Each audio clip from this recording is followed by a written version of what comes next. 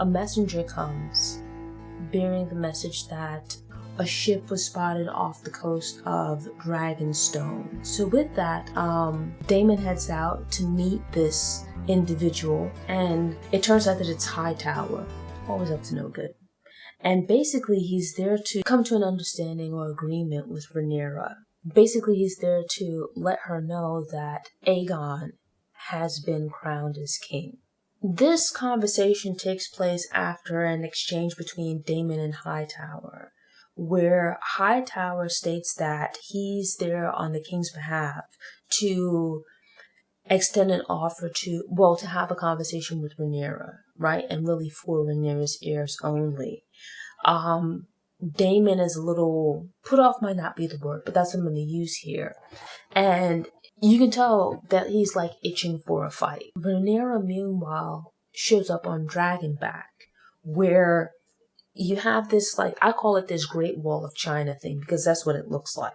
And so Daemon is on the one side of the bridge wall thing, closer towards Dragonstone, towards the castle or the house or whatever it is. Hightower approaches from the other end, and Rhaenyra pops up in actually rather dramatic fashion on Dragonback and kind of lands on the other side of the bridge, cutting off their path of retreat back to the ship that they came on.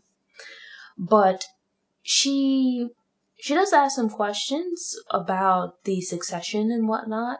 She at least listens to Hightower's offer. Just not the way to go about doing it. But he's there to, I guess, make a compromise of sorts. At this point, I think everyone is still trying to, or most are trying to avoid war. And his offer is that Rhaenyra's youngest son, his claim to Driftmark would be solidified, right? Like, they'd give the final authority on it. And her and her eldest son, they would confirm as well their rights to Dragonstone, which is their ancestral seat, and that would continue to pass on down through their line. The thing about it that I find quite interesting is, I know that Alicent, the last episode, told everyone that Viserys changed his mind at the last minute on his deathbed. But here, there's no real explanation offered to Rhaenyra, right? Or at least that's not the explanation offered to Rhaenyra. This concocted story about Viserys changing his mind about his heir.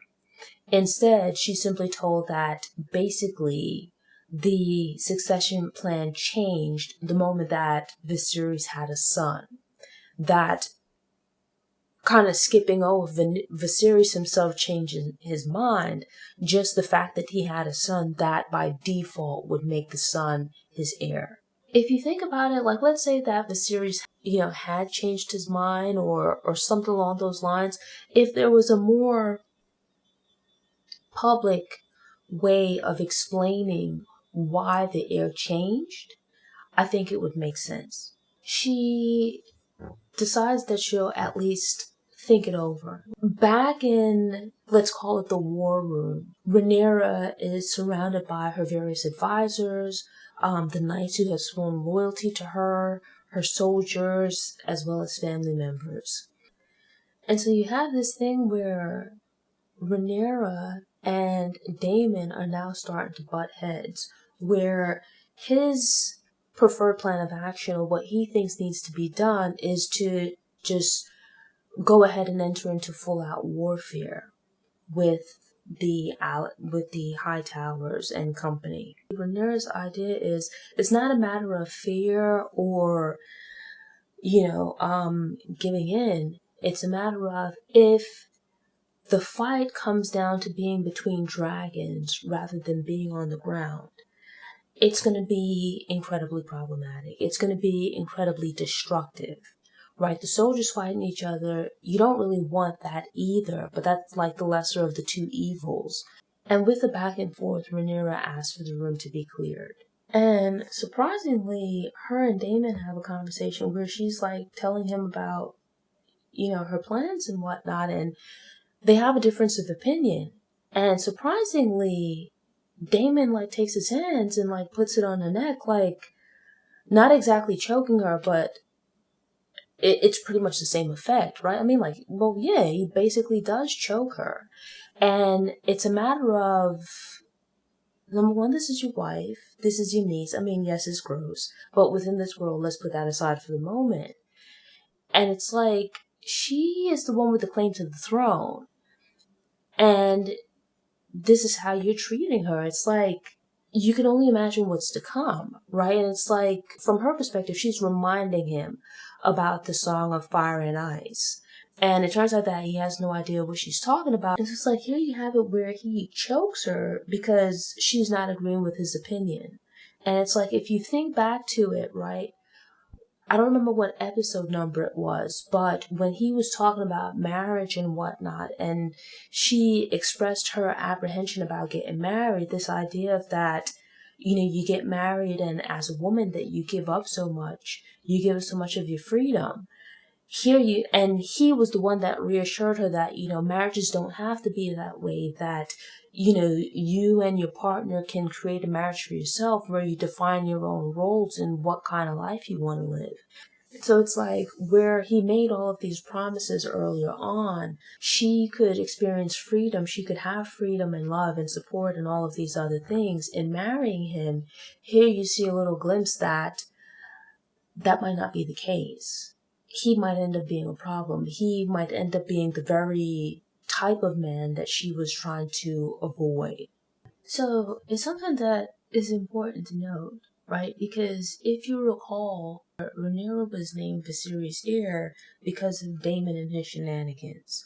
But yet, Rhaenyra was probably like a preteen at that point, but she'd been alive for some time, right?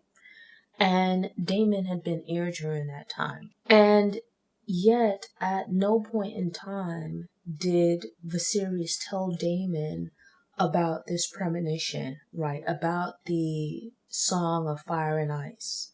And it kind of begged the question as to why. And part of it is what you see here, where a lot has happened very quickly. And you see Rhaenyra trying to get her bearings, put together a plan, figure out where things stand, instead of just rushing in. Which it seems this is what Daemon wants to do. That he is ready and geared up for war, he's ready to push forward, let's just get into it, let's go, let's do it.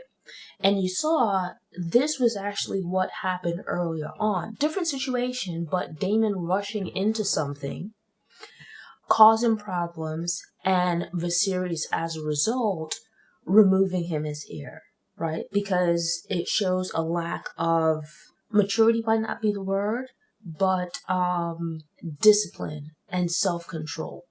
To sit and plan and rationalize and work things out, to know when to be diplomatic versus when to strike.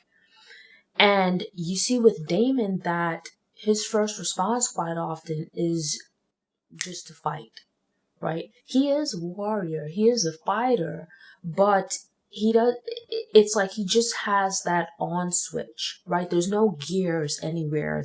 It's just a one track kind of thing. He doesn't look at the situation and see, well, sometimes the tool for the job is not a hammer. You might need a screwdriver instead. Basically, you have here where Rhaenyra is trying to be cautious, to take her time and to not allow her personal feelings, emotions, ambitions to guide her steps, but rather to do what's best for the realm, what's best for everybody. And for the time being, that means to stop, take a breath, think, and try to figure things out. But Daemon's preferred path is just to rush in, to go full hilt and let the chips fall where they may. And it kind of shows why Viserys made the right choice in deciding against Daemon as his heir. Because Daemon, at the least provocation, he would constantly just plunge the realm into wars. Now, with Rhaenyra,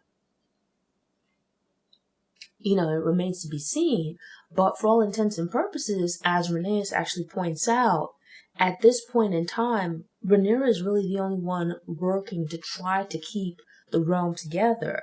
As she explains, becoming queen won't have much meaning if they unleash dragons and burn and destroy everything in the process, right? Or if they go to war and it's just all out annihilation and no one's left standing at the end, right? It's counterproductive because you're going to wreak destruction throughout this realm that you ultimately want to rule over. You're just going to create problems for yourself. Daemon doesn't seem to get that, right? He responds by basically choking Rhaenyra, which in domestic violence is not a good thing. It speaks to why, Viserys removed him. As part of this, Rhaenyra decides, they're still trying to gauge who is for or against them. And as part of that, they need to make contact with their supposed allies to see if they are planning to stick to their oaths of loyalty. Thanks for tuning in. To ensure you don't miss any episodes, subscribe to the channel, click the notification bell, go ahead and click the thumbs up button if you like what you saw, and go ahead and share it on social media.